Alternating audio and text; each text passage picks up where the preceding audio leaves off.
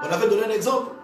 On dit lorsqu'un enfant apprend une règle d'arithmétique, règle de calcul mental, lorsqu'il applique la règle de calcul mental, qu'est-ce qu'il fait? Il est en train d'exploiter les informations qu'il a reçues. Et là, on dit l'enfant est intelligent. On lui donne un texte, il sait écrire, il sait lire. On lui donne un calcul à faire, il réussit le calcul, il réussit l'examen. On va dire qu'il est intelligent parce qu'il a gardé les règles qu'on lui a apprises.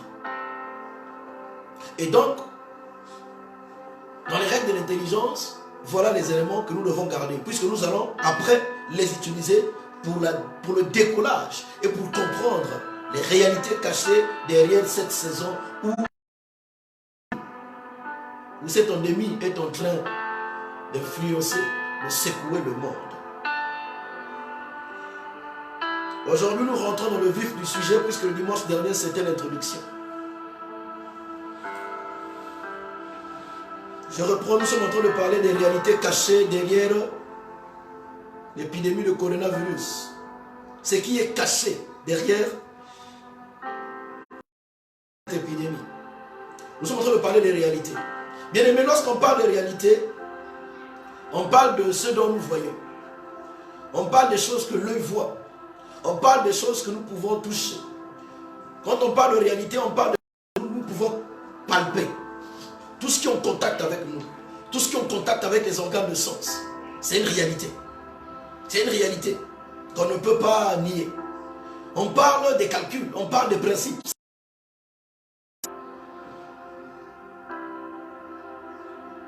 Le principe ou la loi de pesanteur, c'est une réalité. Tu montes en haut sur l'étage. Oui.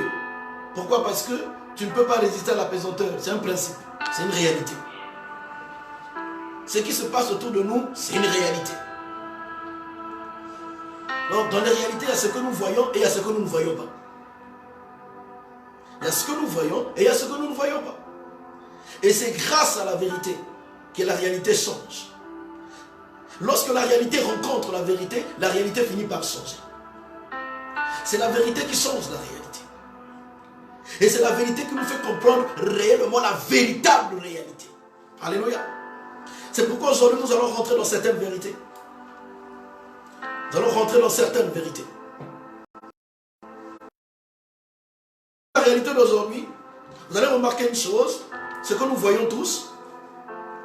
Toutes les grandes nations ont maintenant un même discours. Toutes les grandes nations ont un même discours. Toutes les nations ont un même discours. C'est une réalité. Le discours, c'est quoi? Ils disent, nous sommes en deuil. Nous sommes en guerre.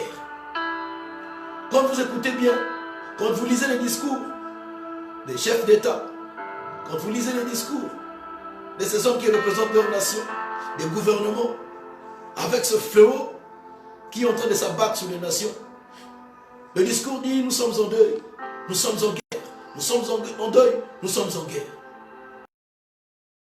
Le deuil est là parce qu'il y a des familles qui perdent des êtres chers.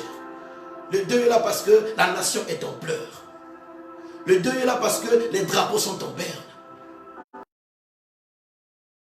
Oui, que le Seigneur se souvienne de ces familles.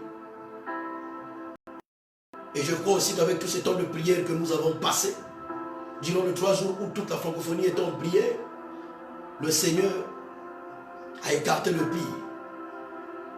Alléluia. On va revenir là-dessus plus tard. Et ils disent aussi nous sommes en guerre. Mais lorsqu'on dit nous sommes en guerre, lorsqu'il y a une verse,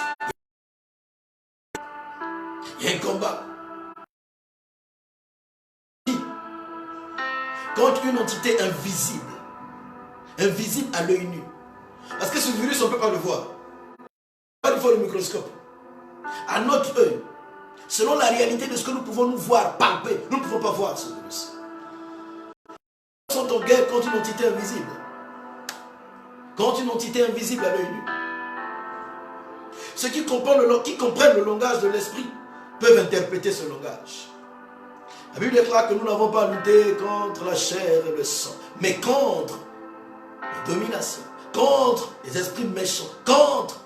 Et vous allez voir que lorsque nous luttons dans l'esprit, nous luttons avec des choses que nous ne voyons pas, mais ces choses dominent sur nous. Nous luttons avec des choses que nous ne voyons pas, mais ces choses dominent sur nous. Et donc actuellement les nations sont peut-être inconscients. Ils sont conscients qu'ils sont en guerre, mais ils sont inconscients que c'est une guerre spirituelle. Parce que dans la guerre spirituelle, dans le combat, la Bible déclare quoi?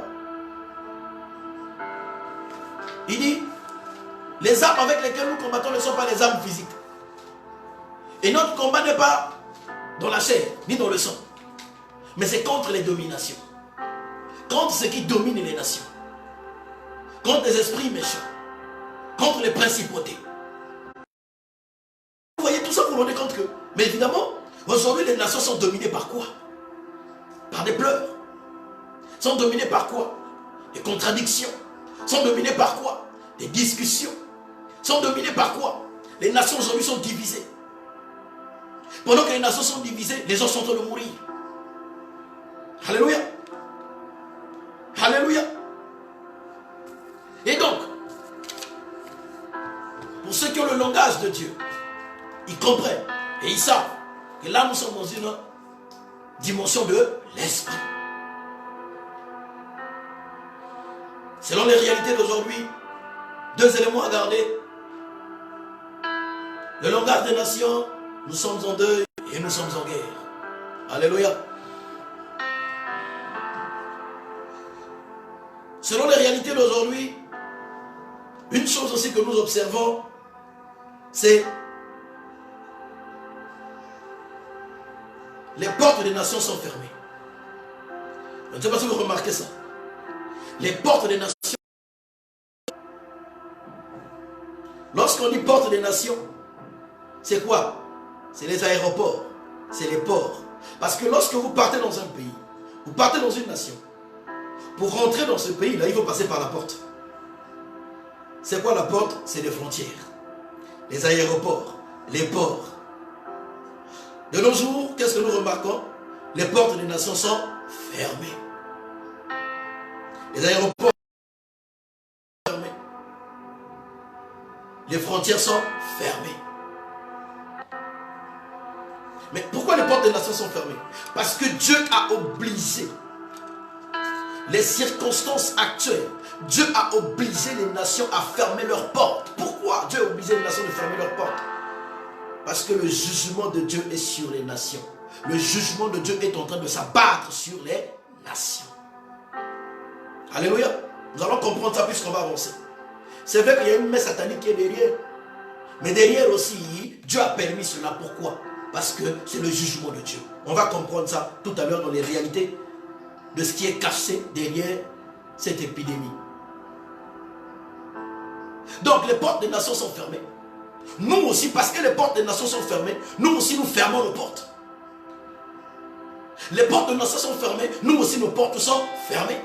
Raison pour laquelle nous sommes dans les maisons. Raison pour laquelle nous sommes dans le confinement. Puisque nous sommes dans ce monde. Même si nous ne sommes plus de ce monde. Mais comme eux ils ont fermé les portes, nous on a fait quoi? On ferme les portes. Parce que nous sommes encore dans ce monde. Nous aussi on a fermé nos portes. On a fermé les portes de nos maisons. On a fermé les portes de nos églises. On a fermé les portes de nos écoles. Pourquoi on a fermé? La réponse est en train de venir. Ésaïe chapitre 26 nous donne la réponse. Ésaïe 26 à partir du verset 20 jusqu'au verset 21. Je vais lire ça dans la version 8. Ésaïe chapitre 26 à partir du verset 20 jusqu'au verset 21. La Bible déclare, va mon peuple. Là Dieu s'adresse à son peuple. Il dit, va mon peuple, entre dans ta chambre et ferme la porte derrière toi. Cache-toi pour quelques instants jusqu'à ce que la colère soit passée. Car voici l'Éternel sort de sa demeure pour punir les crimes des habitants de la terre. Et la terre mettra le sang à nu. Elle ne couvrira plus les meurtres. Alléluia. La réponse est là. Je vais lire ça encore dans une autre version. La version Sommeur. Ésaïe chapitre 26, à partir du verset 20 au verset 21. Il dit, va, ô mon peuple, et entre dans ta chambre. Sur toi, ferme la porte. Sur toi, ferme la porte. Cache-toi un instant. Le temps que passe la colère. Car l'Éternel va sortir de sa résidence pour faire payer leurs péchés aux habitants du monde. Ici, il dit aux habitants du monde. N'oubliez pas. Aux habitants du monde. Et ce jour-là, la terre mettra à jour le sang versé sur elle et ne cachera plus les victimes qu'elle dissimulait. Alléluia. Donc la terre dissimulait les victimes. La terre cachait des morts. Mais quand le jugement de Dieu arrive, la terre ne va plus cacher ce monde. Dieu va mettre à nu toutes choses. C'est pourquoi Dieu dit à son peuple, cache-toi, ferme la porte derrière toi. Alléluia. Amen. Donc ça, c'était déjà comprendre la réalité des portes fermées. Comprendre la réalité du langage de guerre. Et comprendre la réalité du langage de deuil. Parce que la Bible déclare que il dit au verset 21, car l'Éternel va sortir de sa résidence pour faire payer leurs péchés aux habitants du monde. Il dit aux habitants du monde. Et ce jour-là, la terre mettra à jour le sang versé sur elle et ne cachera plus les victimes qu'elle dissimulait. Nous sommes derrière nos portes, dans nos chambres fermées. Pourquoi? Parce que le jugement de Dieu est en train de s'abattre sur le monde. Amen. Donc voilà déjà ce qu'il faut noter sur les réalités. Par rapport à ce que nous voyons, par rapport à ce que nous entendons à travers ce que nous voyons, par rapport aux événements qui se passent autour de nous. Comment est-ce que notre intelligence perçoit ces choses? Les réalités de guerre, réalités de deuil. Pourquoi? Parce que Dieu va sortir de sa résidence pour faire payer le péché du monde. Et il dit, la terre va se mettre à ça. Ça, c'était sur le langage actuel que nous observons. Maintenant, pour mieux comprendre ces réalités, nous allons rentrer en profondeur. Nous allons parler de la réalité de ce qui est, a déjà été.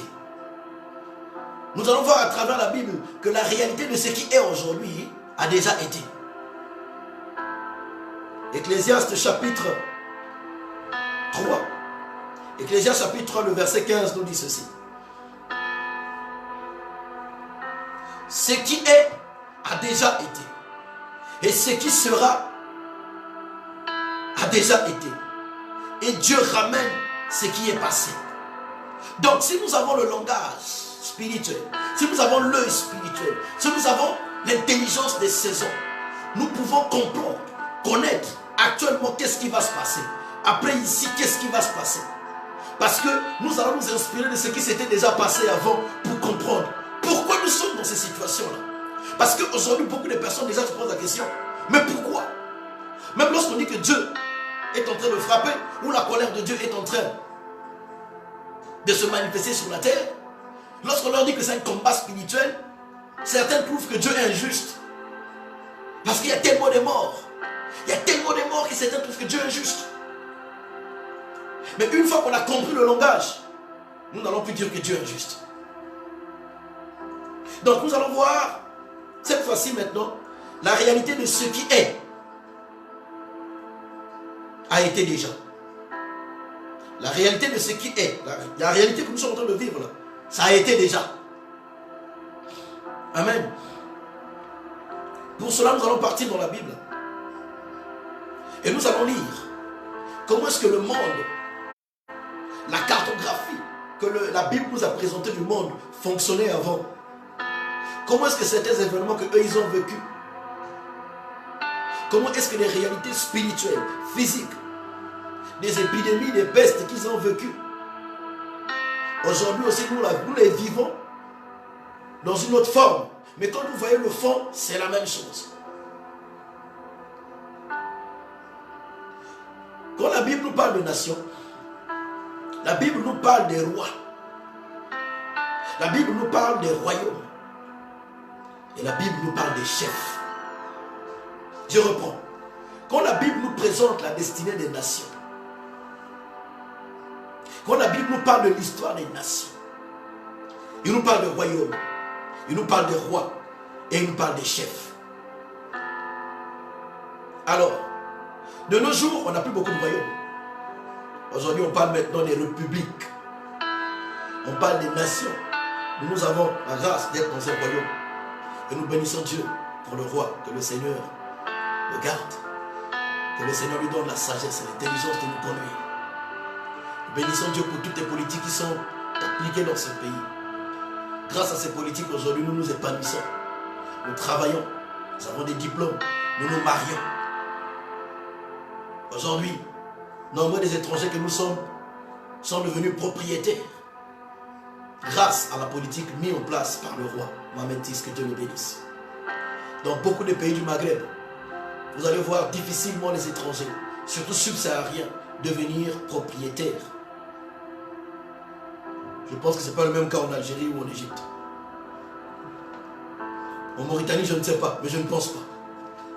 Même en Mauritanie, ce n'est pas possible.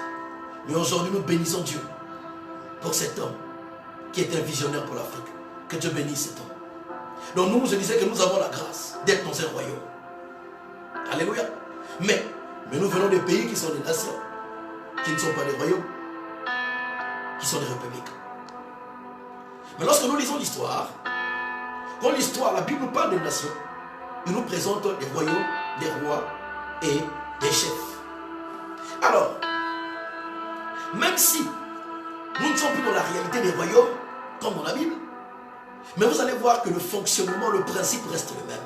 Vous savez, Satan, il n'a pas changé. Le même qui a été vaincu dans le ciel, le même qui a été vaincu sur la croix, le même qui a été vaincu au séjour de mort, c'est le même aussi qui est vaincu aujourd'hui au nom de Jésus dans nos prières. Il va changer de forme, mais il ne va pas changer de fond. Donc, lorsqu'on parle des royaumes, ce sont des systèmes établis. À l'époque, c'était des royaumes, mais de nos jours, aujourd'hui, c'est des systèmes.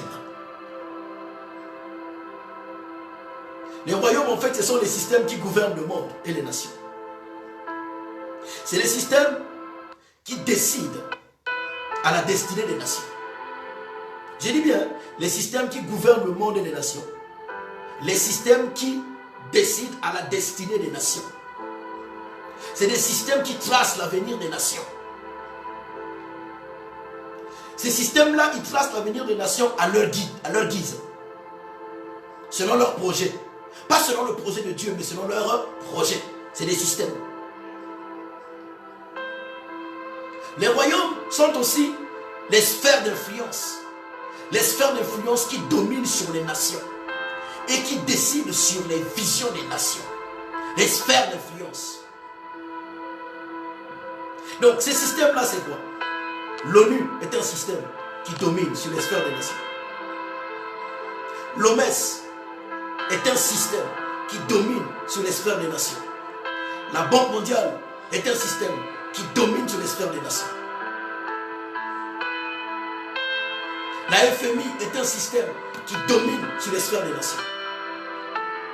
L'Organisation mondiale du commerce est un système qui domine sur les décisions des nations. Vous allez voir une chose. Qui décide des vaccins? Vous allez voir c'est qui? C'est l'OMS. Qui décide du système de commerce? L'Organisation mondiale du commerce. Qui décide de l'argent qu'on va donner à tel pays? Ils étaient en guerre, il faut les aider à construire le pays. Banque mondiale et la FMI. Vous allez voir qui décide de certaines élections dans certains pays. Les systèmes établis. L'Union européenne. C'est des systèmes. En fait, c'est des royaumes. C'est des royaumes qui dominent sur les destinées des nations. Les grandes puissances sont des royaumes. Les multinationales, Bouygues, tout ça là, c'est des royaumes, c'est des systèmes qui décident. La CIA, c'est des systèmes qui décident. Les services secrets des grandes nations, c'est des systèmes. Vous vous imaginez dans un pays comme les États-Unis, jusqu'aujourd'hui, on n'a jamais su qui avait tué Kennedy. Vous vous imaginez? C'est un système qui décide. C'est-à-dire que même le chef d'État, il peut être là. Mais il y a un système qui gouverne. Il y a un système qui trace les destinées des nations. Il y a un système qui trace la vision des nations. Il y a un royaume qui est là, qui domine. Les médias, c'est un système. Vous allez voir, on rencontre ça beaucoup plus en Afrique. L'élection se passe en Afrique. La Cour constitutionnelle du pays n'a même pas encore donné les résultats. Mais le système a déjà décidé. Vous entendez, c'est telle chaîne française, une chaîne anglaise, américaine qui vous dit c'est tel candidat qui a gagné. On ne comprend pas trop. Ce sont eux qui décident qui a gagné. C'est un système qui domine les visions. Comprenez? Alléluia. Aujourd'hui, j'aimerais parler comme un prophète pour les nations. Vous qui étudiez l'Apocalypse, vous qui étudiez le livre de Daniel, vous qui étudiez les prophéties sur le retour de Jésus, notez tout ce que nous allons dire en ces lieux. Aujourd'hui, je parle comme un prophète des nations. Notez les signes. Notez tout ce que nous allons partager aujourd'hui. Je suis saisi maintenant par l'onction prophétique des nations. Je prie que Dieu me donne la sagesse et l'intelligence de bien parler. Il y a des choses qu'on peut dire. Quand c'est mal compris, ça peut détruire certaines personnes. Et je prie que le Saint-Esprit, en tout cas, me donne la sagesse. Et à moi et à vous aussi, à nous tous, qui sommes en train de partager autour de ce sujet, que Dieu nous ouvre l'intelligence à comprendre maintenant la pensée de Dieu pour la destinée des nations.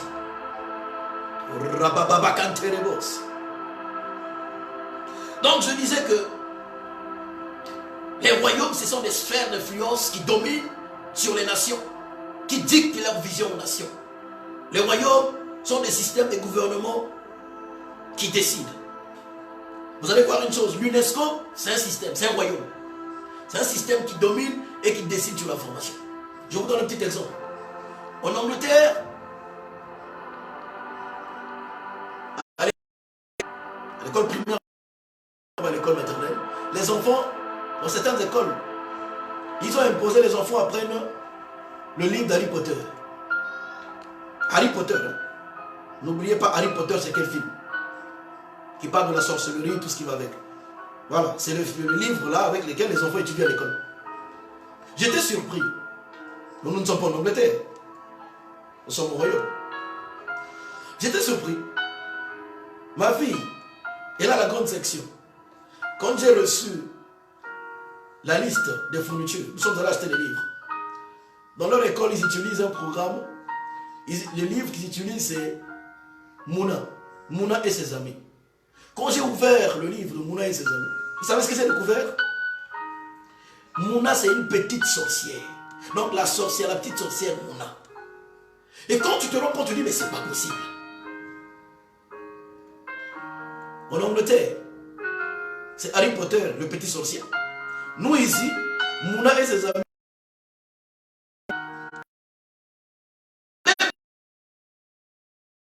Il y a des attentes que l'UNESCO donne aux nations, au pays.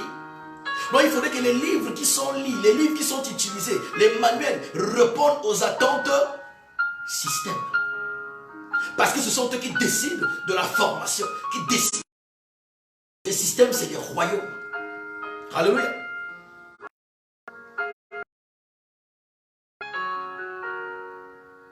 Donc ça, on parlait des royaumes. Parce que tout à l'heure, on va toucher la question des royaumes.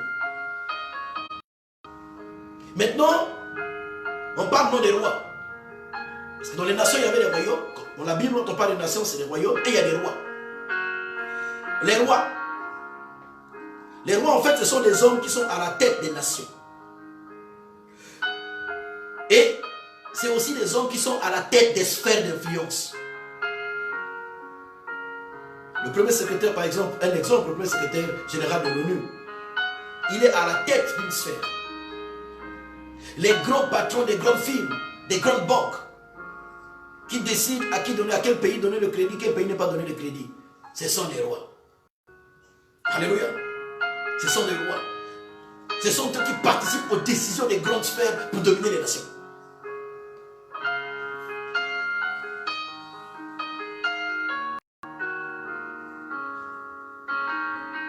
Les médias, les grands journaux, des grandes chaînes de télévision, ceux qui sont à la tête symbolisent des rois, parce que c'est des royaumes, c'est des systèmes.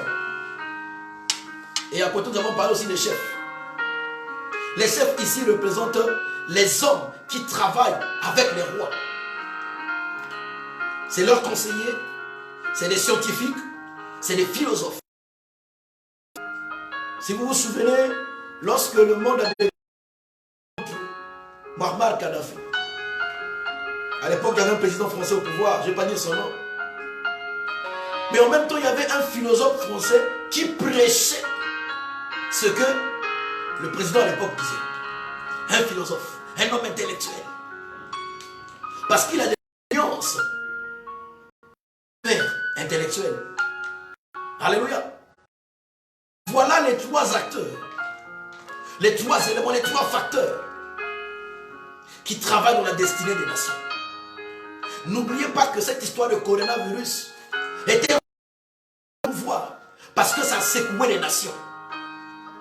C'est comme un étendard que Dieu est en train de souffler. C'est comme un étendard que Dieu est en train de secouer pour dire à l'église, regardez comment est-ce que les nations se comportent. Regardez comment est-ce que les nations vivent. Regardez comment est-ce que les nations ont les portes fermées. Regardez comment est-ce que les nations bougent. Il y a un message de Dieu derrière le mouvement des nations. Alléluia. Maintenant, nous allons rentrer dans la Bible. Comment est-ce que nous allons sortir certaines réalités cachées pour comprendre nos réalités d'aujourd'hui? Nous allons prendre ce qui s'est passé dans un royaume. Nous allons prendre une histoire qui s'est passée dans un royaume dans la Bible pour comprendre. On va prendre 2 chapitre 24. 2 Samuel chapitre 24. Nous allons voir le roi David. Le roi David assis sur son trône. Le roi David assis sur son trône. Et il a pris une décision. Voilà. Vous allez voir une chose. C'est Dieu qui le voulait. Parce que Dieu voulait réaliser quelque chose.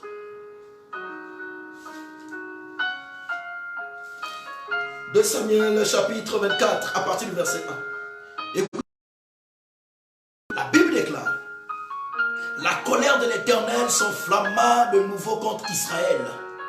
Donc, la colère de Dieu était contre Israël. Écoutez maintenant ce que Dieu fait. Il excita David contre eux. Dieu a excité les rois contre le royaume. Dieu a excité le contre le royaume. Dieu a excité le roi. Il dit, il excita David contre eux en disant, va, fais le dénombrement d'Israël à Juda. David était assis sur le trône. Il avait un grand royaume, David. Il avait une grande partie au nord et une grande partie au sud. Il y avait le royaume du nord. Et lui, il était le roi assis sur le trône. En fait, c'était son sphère d'influence. C'était son sphère d'influence. Il a influencé les décisions. Quand David a influencé, il a dit, nous devons faire le dénombrement. En fait, nous devons faire le recensement. Pour voir si notre pays est fort, notre pays est puissant. Combien des hommes nous avons? Combien des hommes qui peuvent tenir une arme, qui peuvent aller en guerre? Voilà un peu le dénombrement. Or, il n'y a que Dieu qui avait fait le dénombrement. L'homme n'a pas le droit de faire le dénombrement. C'est comme si David voulait compter sur ses propres forces. Alléluia. En fait, Dieu a excité David à l'erreur. Parce que Dieu voulait quoi? Dieu est en colère contre le peuple. Il y a beaucoup d'hommes d'État aujourd'hui qui font des erreurs. Beaucoup d'hommes d'État aujourd'hui qui sont aveuglés. Pourquoi? Parce que la colère de Dieu est derrière cette nation. Alléluia. Nous allons comprendre ça tout à l'heure. Vous allez voir des scientifiques faire des erreurs. Comme j'ai dit tout à l'heure, les scientifiques sont des chefs. Ce sont aussi des rois. Ce sont des chefs, ce sont des rois. Les scientifiques qui gèrent, on va dire, des grands laboratoires qui décident sur les médicaments. Ce sont des rois, ce sont des royaumes. Quand Dieu va pousser les rois à faire des erreurs, pourquoi? Parce qu'il y a la colère de Dieu derrière la nation. Donc Dieu a excité David, fait le dénombrement. Vous lisez la suite. Il va appeler son général Joab. Il va dire à Joab, mais Joab va faire le dénombrement. Au départ, Joab a hésité. Joab a dit, mais au verset 3, Joab dit au roi, que l'Éternel, ton Dieu, rende ton peuple 100 fois plus nombreux, et que les yeux du roi, mon Seigneur, le voient. Mais pourquoi le roi, mon Seigneur, veut-il faire cela? Joab savait que c'était un péché. Joab n'avait pas les yeux ouverts, que derrière, il y avait une force spirituelle qui voulait punir le peuple. Il y avait une force spirituelle. Alléluia. Il y avait une force spirituelle. Et donc, Joab, qu'est-ce qu'il fait?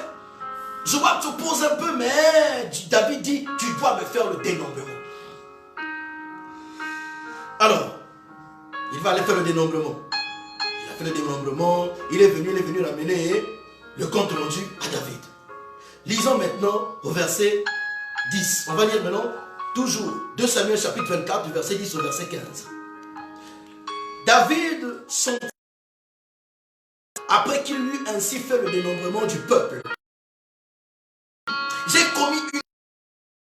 commis un grand péché en faisant cela. Maintenant, ô Éternel, daigne pardonner l'iniquité de ton serviteur, car j'ai complètement agi en insensé.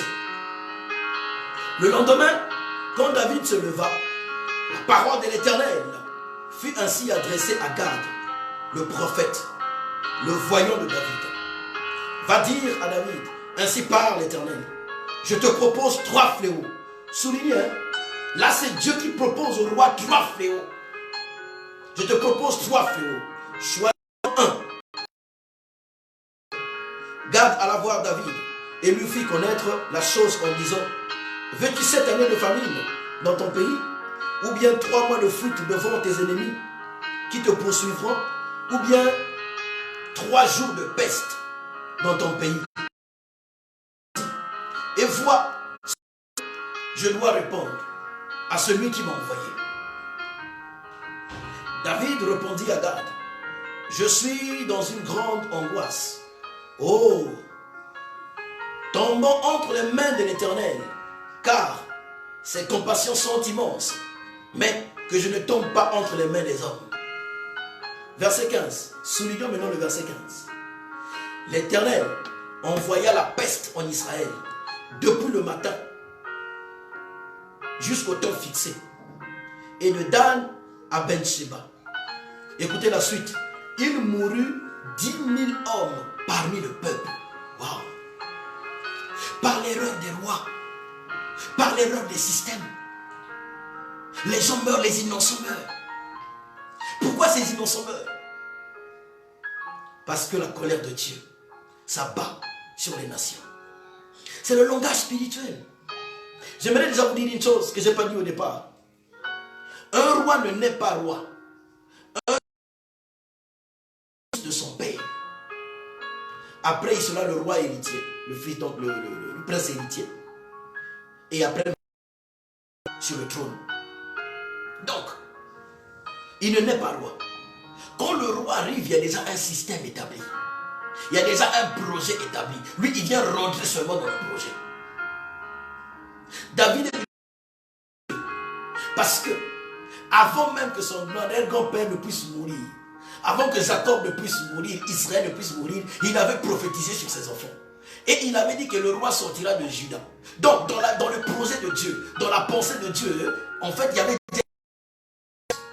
Donc David, il est venu seulement rentrer dans le projet. un roi, lorsqu'il arrive, il vient rentrer dans un système qui est déjà établi. Alléluia. Un chef, lorsqu'il arrive, il vient rentrer dans un système qui est déjà établi. Et donc, quand le roi arrive dans un système qui est établi, il y a des règles qui sont déjà fixées. Et la Bible déclare que Dieu était en colère contre le peuple. Et Dieu a fait quoi? Dieu a excité David à faire une erreur. Dieu a excité le cœur de David à désobéir. Alléluia.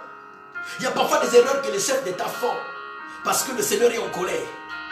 On va revenir sur plusieurs réalités derrière, vous allez comprendre. Là, nous sommes encore en train de voir la première réalité. Et donc, qu'est-ce qui va se passer? La Bible nous dit que la colère de l'Éternel s'est enflammée contre le royaume. Dieu va exciter le roi contre le royaume.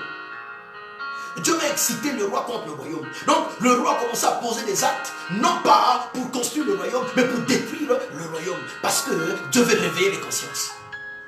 Alléluia. Cette histoire de coronavirus, si nous appliquons le principe ou les trois vérités, si nous appliquons la vérité d'écouter par les yeux, si nous appliquons la vérité d'écouter par les yeux, de tout ce qui se passe sous le soleil, tout ce qui est palpable à nous, la vérité de voir, les informations sur Internet, de faire les recherches, beaucoup de choses. J'aimerais juste ici souligner juste 2 points. Le premier point, on va vous dire que coronavirus, en fait c'est une famille de virus. Ça existait déjà. Mais dans cette famille de virus là, il y a certains virus qui donnent la maladie qui ne rendent pas l'homme malade. Seulement, le nouveau virus là, Covid-19 là, il fait partie de la famille des virus de corona. Mais lui, il a une particularité. C'est une particularité ce virus là, coronavirus Covid-19. Il a une particularité. Sa particularité est que, d'après les scientifiques, ce coronavirus là, Covid-19, se compose de 2 souches. Il y a une souche normale de tous les coronavirus. Et il y a une autre souche qu'on appelle le SRAS. Deux souches. C'est les scientifiques qui disent ça. Hein? Ça, si on fait des recherches, si on essaie d'observer les débats des scientifiques, observer les débats des scientifiques, les recherches qui se font, les analyses, d'après ce que nous voyons, d'après ce que nous comprenons à travers ce que nous voyons, nous lisons sur Internet. Comme nous avons vu la première vérité, lire avec vous, écouter avec les yeux. Donc vous allez voir que les scientifiques concluent que ces souches-là ne peuvent pas se croiser de manière naturelle. Donc d'après les scientifiques, ils disent que, en fait, c'est une manipulation des souches qui a été faite par l'homme dans un laboratoire. On ne sait pas si c'est vrai, si c'est faux, nous on ne sait pas. Mais nous, on ne fait que lire les événements. On ne fait que voir ce qui se passe dans les informations. Donc d'après les scientifiques, il y a les uns qui disent que ça a été créé, ça a été inventé. Mais vous voyez, il y a des débats entre eux. Les autres disent que ça a été inventé, les autres disent non, il y a tellement de choses. Mais tout ce que nous savons, nous, c'est que des intellectuels sages de ce monde de ce phénomène coronavirus Covid-19. Nous, ça doit nous interpeller. Eux-mêmes qui sont des connaisseurs, qui ont étudié, qui ont la sagesse, qui ont l'intelligence. Mais regardez comment ils se confondent, ils se battent entre eux. Il y a des gens qui disent que non, ça n'a pas été créé. Il y a des autres qui disent si. Il y a même des gens qui partent jusqu'à dire que c'est une arme bactériologique qui a échappé au contrôle des mains de l'homme. Ils ont créé leur affaire et puis ça a échappé. On ne sait pas si c'est vrai. Mais lorsque vous les entendez discuter, vous sentez qu'il y a quelque chose. Alléluia. Vous savez, quand Jésus est arrivé, il y avait des chefs religieux. Il y avait les Sadducéens et les pharisiens. Ils avaient des débats. Jésus il arrive.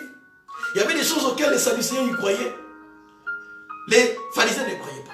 Les choses auxquelles les pharisiens y croyaient, les Sadducéens ne croyaient pas. Quand Jésus arrive, il écoute. Et il vient enseigner la vérité pour leur faire comprendre la réalité cachée de la Torah, de la loi. Alléluia. Donc nous aussi, nous avons cette intelligence. En fait, dans le monde, aujourd'hui, nous avons la position de Jésus. Jésus touche par nous. Jésus regarde par nous. Jésus parle par nous. L'Esprit de Dieu agit par nous qui sommes ses enfants, son peuple sur la terre. Et donc nous aussi, quand on arrive, quand on voit les scientifiques se discuter entre eux, ne pas trouver de solution, comprenons que derrière il y a un langage caché. Alléluia. Donc, lorsque nous regardons Voilà les débats qui se passent. On ne peut pas confirmer, mais les uns disent que ça a été inventé. Les autres disent, on ne sait pas trop. Mais tout ce que nous savons, nous, c'est que les scientifiques ont démontré que les deux souches-là ne peuvent pas se croiser dans la nature. Ce n'est pas possible. C'est les gens qui ont manipulé ça pour faire un mélange. Alléluia.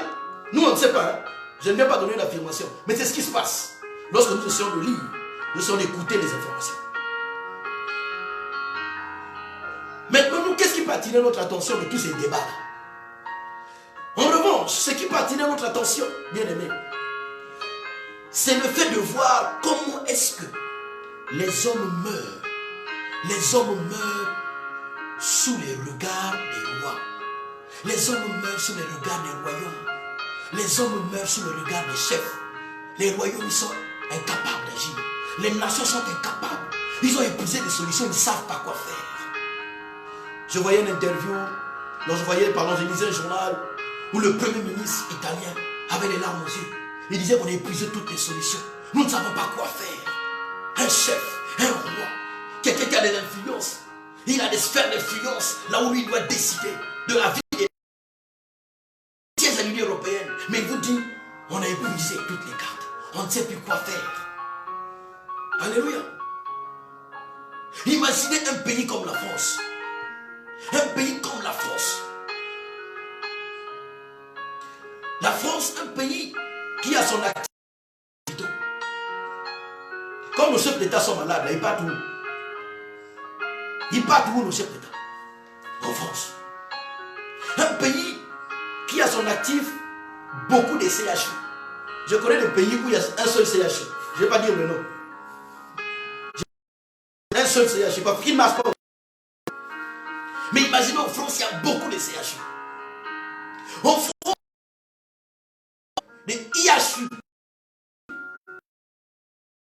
c'était des instituts de recherche. La France, frère. Des intellectuels. La France. Les gens qui raisonnent, les gens qui ont l'art de parler. Les gens qui ont l'une des langues les plus riches. Vous savez que la langue française, c'est l'une des langues les plus riches. Hein? C'est pas comme l'anglais. Quand tu étudies le langue, tu te rends compte qu'il y a beaucoup de... En anglais, pour dire tu, c'est you. Pour dire vous, c'est you. Mais nous, en français, il y a tu, il y a vous. Il y a des temps, il y a des verbes, il y a des adverbes. Il y a tellement de règles en français parce que la langue française est riche. La langue, c'est l'une des langues. Beaucoup de formules de politesse. Merci, pardon, s'il vous plaît, excusez-moi. Oh, ça dit que vous voyez la richesse de la langue qui résonne. Les gens qui ont des CHU, frère, bien aimés, des CHU, beaucoup de CHU, beaucoup des IHU, des instituts des instituts de recherche. Un cas donné aux gars qui sont en train de mourir. Vous imaginez ça? Il y a les autres qui disent non, pas la il y a un professeur qui vient dire ceci. Qu'est-ce que vous remarquez? Les gens sont en train de mourir. Ah, phase 2, phase 3. En fait, alléluia. En fait, quand je vois cette réalité et je rentre dans les réalités spirituelles, je suis en train de voir les 3 jours de David, où David ne pouvait pas agir. David connaissait la situation, mais Dieu lui a dit 3 jours la peste va frapper. 3 jours. David ne pouvait pas décider. Lui et ses chefs militaires, lui et ses chefs, ses conseillers, ils étaient là, en train de voir le peuple mourir. C'est comme si il y a un esprit derrière qui agit. On va revenir là-dessus. Mais c'est Dieu qui permet que ces esprits agissent. Il y a un esprit qui agit. Ils sont comme dans l'amnésie, on ne sait pas trop qu'est-ce qui se passe. On ne sait pas trop qu'est-ce qui se passe dans les comportements des chefs et des rois. On voit les gens mourir. Alléluia. Waouh. Le jugement de Dieu. Vous savez, lorsque vous lisez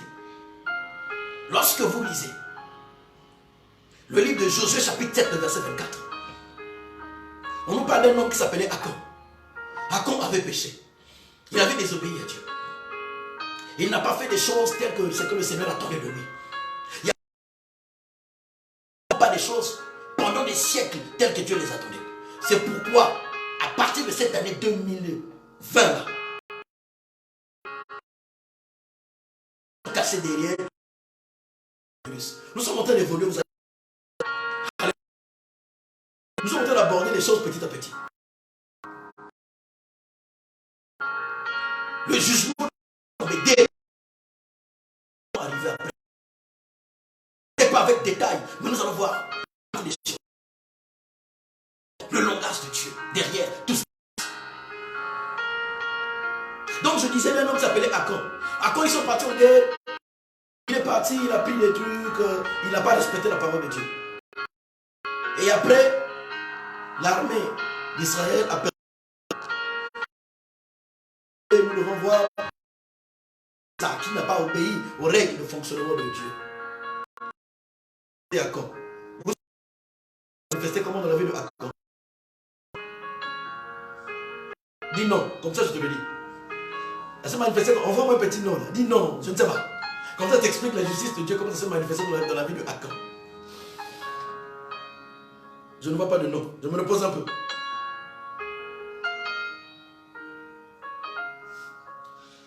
Alléluia. Alors, la justice de Dieu s'est manifestée comment? En fait, le jour qu'on a tué Akon, vous savez, on a tué Akon. Le jour qu'on a tué Akon, lorsqu'on dit que la justice de Dieu s'est manifestée sur Akon, il y a Akon, il y a ses moutons, il y a sa tante, il y a ses enfants, il y a ses femmes. Donc, et les enfants, et la femme, tout ce qui appartenait à Akon, tout ce qui appartenait à Akon devait être tué et enterré. Vous imaginez? Mais qu'est-ce que les enfants avaient fait? Imaginez que Akon avait peut-être un enfant de 2 ans, un bébé, innocent. Mais à cause de papa, qui est le roi, qui est le chef, qui influence, qui prend des décisions. Quand papa paye les pots cassés, qui paye? Même le bébé innocent aussi paye. C'est la réalité de Dieu. C'est là où maintenant nous devons prier pour ces innocents. Que le Seigneur sauve. Que le Seigneur sauve. Alléluia.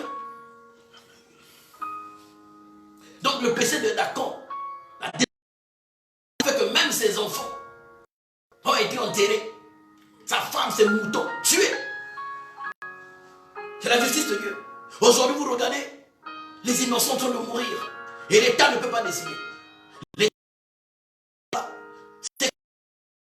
On ne sait pas par rapport à ça. Et il y a ceux qui disent non. Pourquoi Dieu est injuste? Comment Dieu va permettre? Comment ceci? Comment cela? Frère. Frère.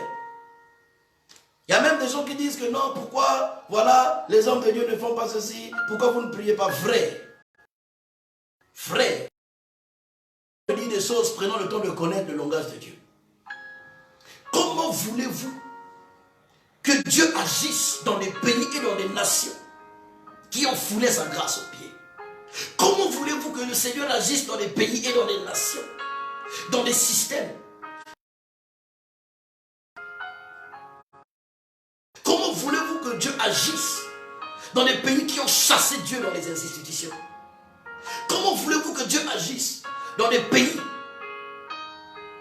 où soi-disant les hommes de Dieu qui devaient enseigner la morale et l'éthique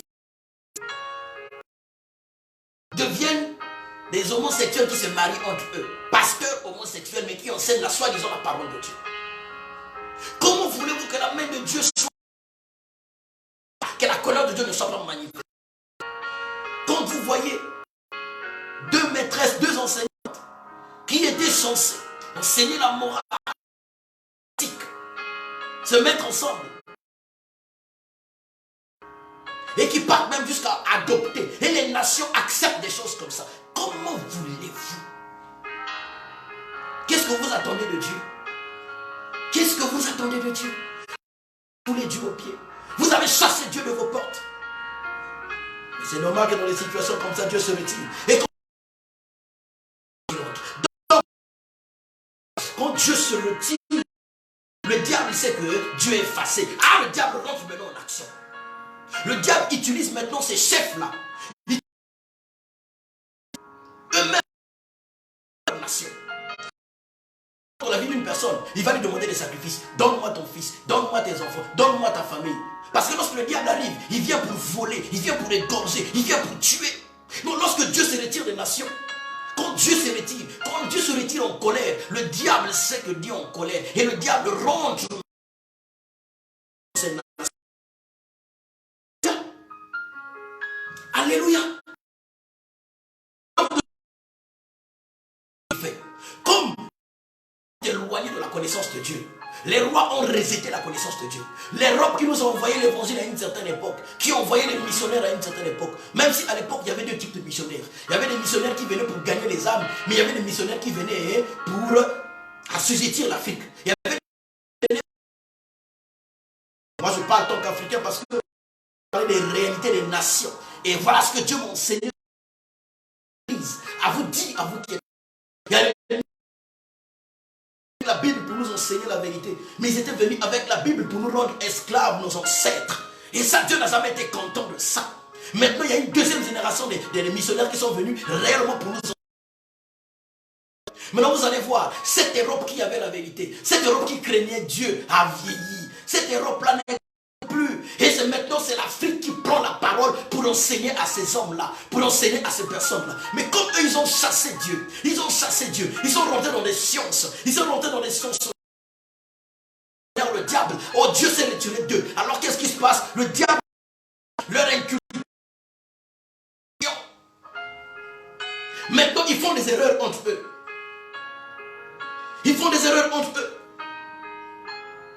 Si, je dis bien si, c'est une supposition.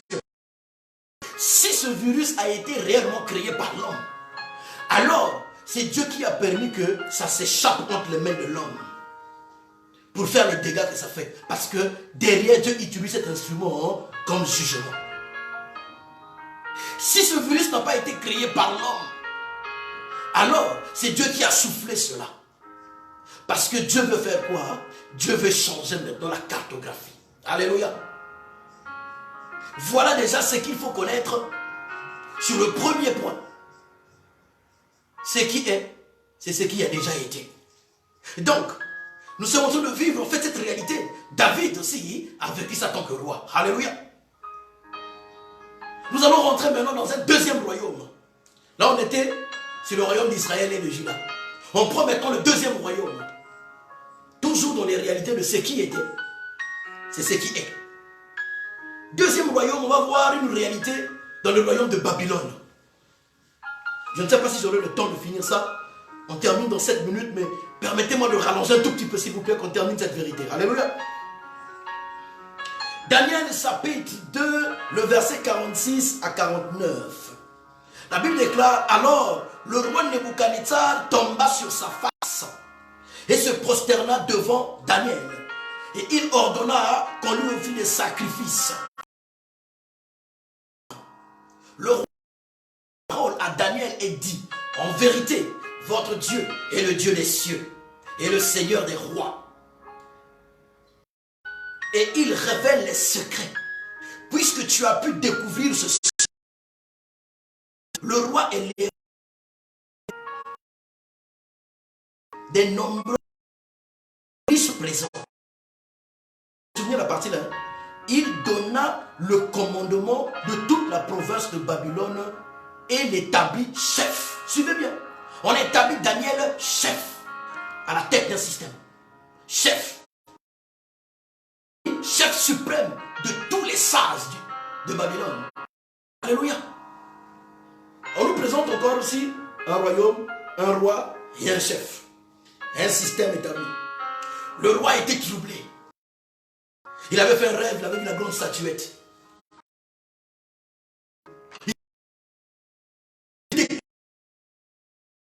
Les rois, ils sont troublés. Ils sont troublés, ils ne savaient pas quoi faire. Et après la Bible nous dit quoi? Il a le magicien, il dit, trouvez-moi le rêve que j'ai fait, je n'arrive pas à dormir depuis que j'ai fait le rêve. On n'arrivait pas à trouver le rêve. On appelait Daniel. Daniel a dit, ah mon roi, c'est quel rêve que tu as fait? Il dit, moi je ne me rappelle pas, mais tout ce que je sais, moi c'est que le rêve m'a troublé. C'est quel rêve que moi j'ai fait? Daniel dit, ok, il va appeler ses frères. Shadrach, Meshach, Abednego, ils vont aller prier. Ils vont prier. révéla à Daniel tout le que le roi a fait.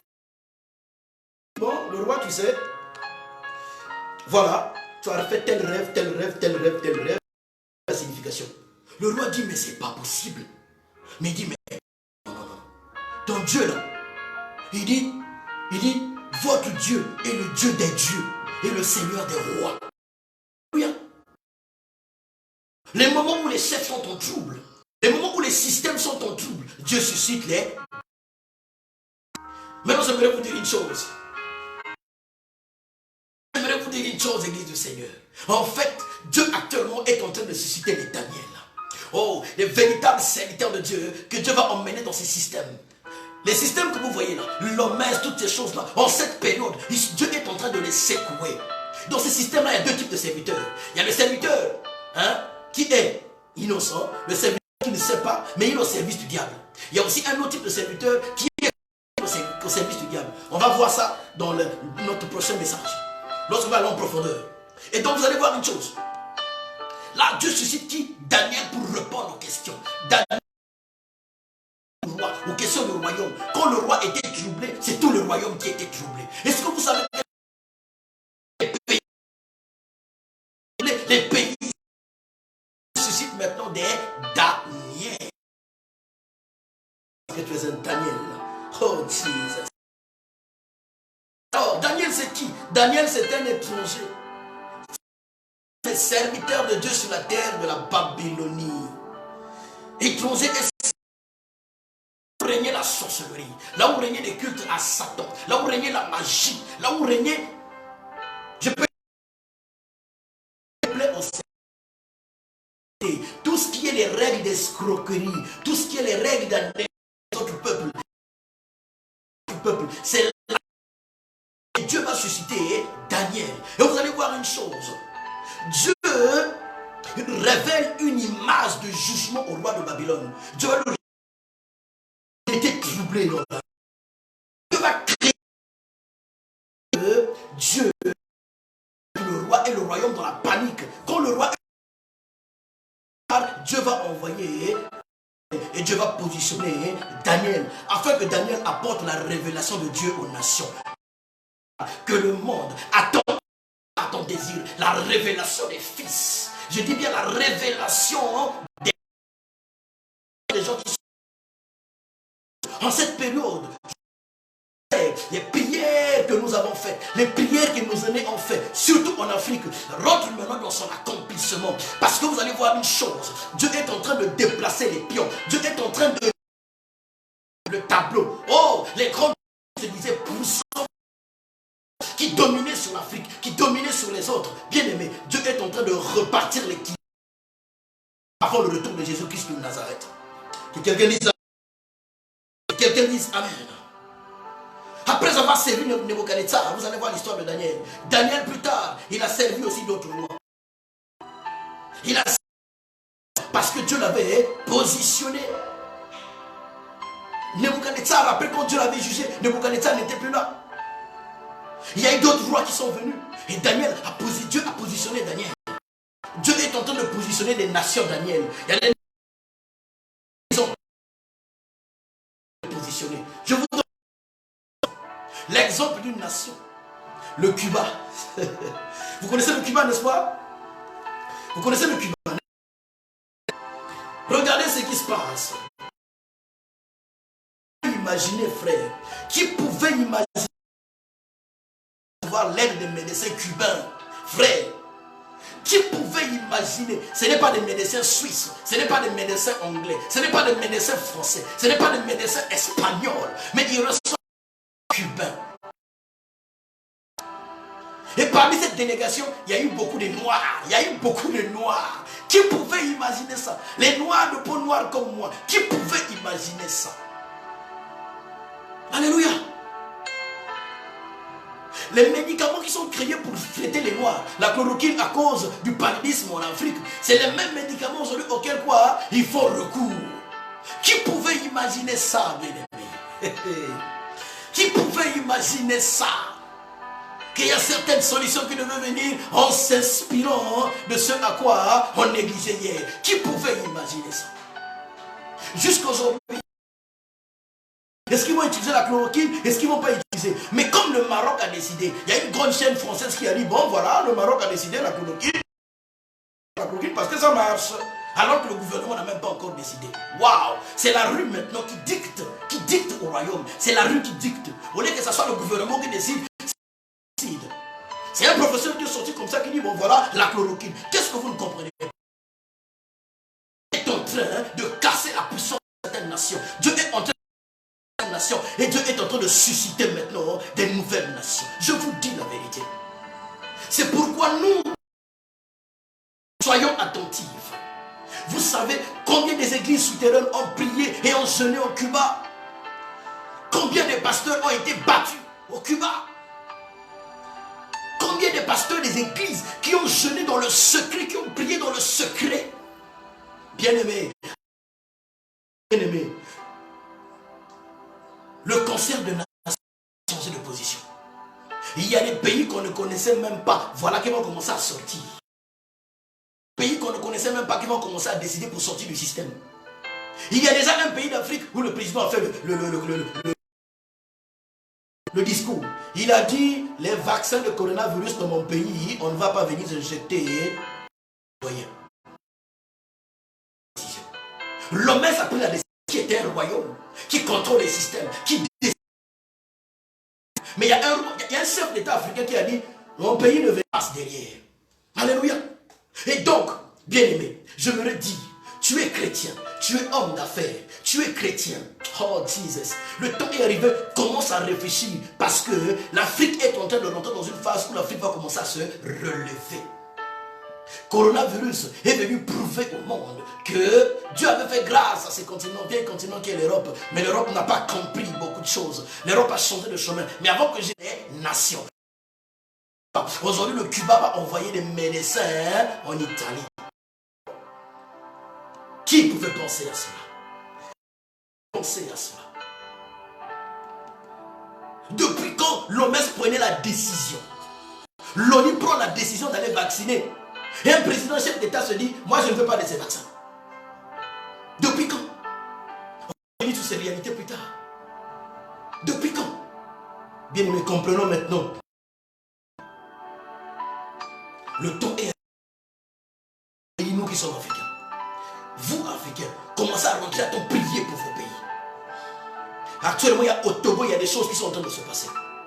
Mais personne n'en parle. Les médias n'en parlent pas. Parce que le système a tout verrouillé. Les royaumes de ce monde ont tout verrouillé.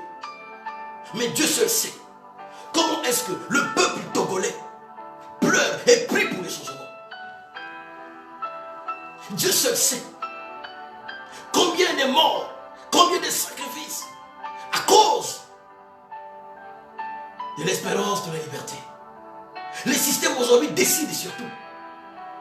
La monnaie en Afrique centrale, qui décide? Le prix sur le cacao, qui décide? Le prix sur le pétrole, qui décide? Les systèmes. Je ne vous parle pas de la politique, s'il vous plaît. Je ne parle pas de la politique, je ne fais pas de la politique. Mais juste nous, qui avons la lumière, afin de l'enseigner. Vous qui êtes dans les temps d'intercession, voilà les sujets de prière. Priez maintenant pour ces nations vers lesquelles Dieu est en train de se tourner. Et prions beaucoup pour les chefs de nos états d'origine. Priez beaucoup pour les chefs de nos... afin qu'ils comprennent que dans les 10 ans à venir, là, les choses vont changer. 2020 marque le début d'une nouvelle décennie. De 2020 à 2030, il y a plein de choses qui vont se passer dans les nations. Plein de choses vont se bousculer. L'autorité que certains pays avaient, le pouvoir absolu que certains pays avaient, parce que le jugement de Dieu est venu, Dieu va couper ce pouvoir. Il y a des pays qui vont parler, qui n'auront plus aucune autorité. Le fait. C'est pourquoi je bénis Dieu pour nous qui sommes. Parce que ce pays est un pays béni de Dieu, frère. Ce n'est pas le temps de développer la lecture spirituelle de ce pays. Je n'ai pas le temps de développer la lecture spirituelle de ce pays. Mais quand vous lisez l'histoire de ce pays béni de Dieu, vous savez, lorsqu'on parle de la destinée des nations, on ne parle pas des hommes. On ne parle pas des hommes. Les hommes, ils peuvent être tels qu'ils sont. Mais Dieu, lorsqu'il a choisi une nation, Dieu a dit à Israël, c'est lui qui te ça est béni. Ce pays est béni, je vous dis. Ce pays sur lequel nous sommes est béni de Dieu. Et je comprends pourquoi nous les étrangers, nous sommes traités ici avec respect. Naturellement, Dieu a inculqué ça à la royauté. Dieu a inculqué ça aux hommes de ces pays. Dieu a inculqué ça aux enfants du Maroc. Dieu a inculqué ça aux autochtones de ce pays. Le droit de l'étranger. Aujourd'hui, nous mangeons, nous travaillons, nous avons des très bons salaires ici. Ce pays est béni. C'est pourquoi prions pour ce pays. Mettons-nous à genoux pour ce pays. Parce que, retenez ce que je vous dis, ce pays va devenir la locomotive de l'Afrique. Parmi les pays qui vont remonter l'Afrique, il y a le Maroc. Parmi les pays qui vont remonter l'Afrique, il y a le Maroc. Prions pour le Maroc. Prions pour le Nigeria. Je dis prions pour le Nigeria. Prions pour la Côte d'Ivoire. Je ne suis pas ivoirien. Prions pour la Côte d'Ivoire. Prions pour le Togo. Il y a des mouvements qui vont commencer à travers le Togo et qui vont bousculer, qui vont bouger toute l'Afrique de l'Ouest. Je vous dis, prions pour la RDC. Je ne suis pas congolais de la RDC, mais prions pour la RDC. Il y a des mouvements qui vont commencer en RDC, qui vont bousculer l'Afrique centrale. Oh Jesus. Je vous dis qu'aujourd'hui je parle comme un prophète à l'église. Nous qui sommes de cette population, immigrés ici dans les pays étrangers, mais qui venons de nos pays. Nous qui sommes de la diaspora, saisissez maintenant. Commence à réfléchir comment tu vas investir au pays. Parce que dans les 5 ans qui suivent, parce que dans les 5 ans, 7 ans qui suivent, il y aura tellement des opportunités en Afrique noire. C'est pourquoi je te dis, frère, ne rêve plus. Coronavirus est en train de changer les choses. Si tu es un Daniel, commence à te positionner. Commence à discerner. Dieu va commencer à mettre dans ta vie des connexions. Alléluia. Oh, je prophétise pour cette église. Je prophétise pour cette église où le Seigneur m'a établi berger. Bien-aimé, les 3 ans qui suivent, les 3 ans qui suivent, Dieu va nous présenter.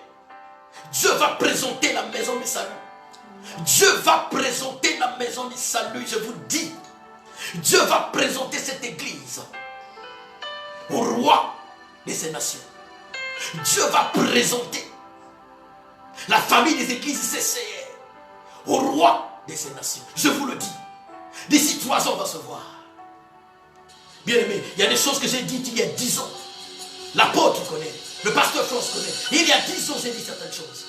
Aujourd'hui, nous sommes là. Et là, le Seigneur a encore ouvert mon esprit.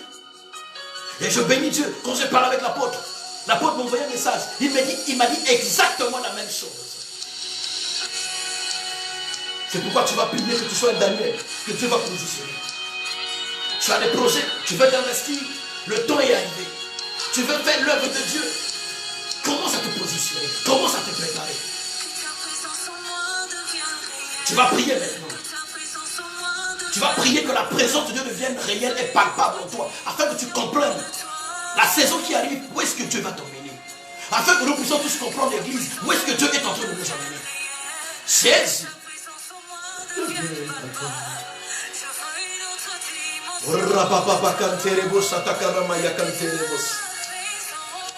Que ta présence en moi devienne réelle, que ta présence en moi devienne palpable. Je veux une autre dimension de toi. La dimension, Seigneur, de la prophétie, la dimension de l'intelligence et de la sagesse, la dimension, Seigneur, oh Père, de manifester ta présence sur la terre. La dimension, Seigneur, de Daniel, oh, que tu as positionné pour emmener, Seigneur, dans les portes des rois, Père de gloire. Béni sois-tu, Seigneur, pour tous ces frères, pour toutes ces sœurs que tu as mis à côté de moi, qui sont en train de préparer les doctorats, Seigneur. Je vois comment est-ce que tu vas les utiliser puissamment. Oh, ils auront leur diplôme et ils vont rentrer dans les grandes sphères pour aller influencer. Non pas être influencés, mais ils vont influencer parce que tu es en train de changer la cartographie. Avant que Jésus ne revienne, oh Père, tu veux que l'évangile soit prêché par les gens qui prêchent en vérité, par les vrais adorateurs. C'est pourquoi tu vas donner à ces nations-là une certaine autonomie. Et c'est qui que ton nom est. Seigneur Jésus.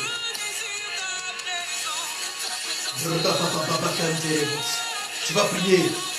Tu vas prier que la présence de Dieu devienne réelle en toi. Tu vas prier que le Seigneur, le rêve qu'il a commencé pour ton pays, pour ta famille, que le Seigneur passe. Tu vas prier de tout ce qui arrive, que le Seigneur soit glorifié dans ton pays et dans ce pays dans lequel nous sommes. On va prier pour bénir la vie du roi, pour bénir la vie de notre roi, notre second roi dans ce pays, notre roi, Mohamed VI. On va prier, Seigneur, dans cette dimension, de soutenir les nations dans la prière. Oh Jésus, Père, que ta puissance soit manifestée. Seigneur, qu'on puisse témoigner, Seigneur, qu'on puisse témoigner au nom de Jésus-Christ de Nazareth. Père, manifeste ta grâce. Merci Seigneur, merci Seigneur.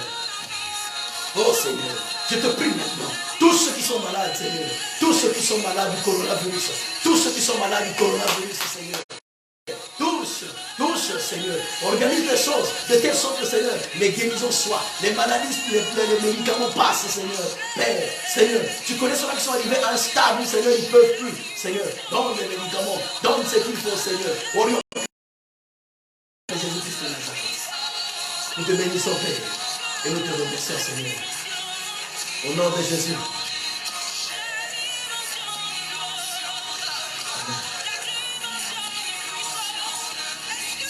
Alléluia. Dis Amen, nous avons terminé. Acclame le Seigneur, acclame le Seigneur. Acclame le Seigneur. Amen. Nous avons dépassé. Je vais passer quelques annonces.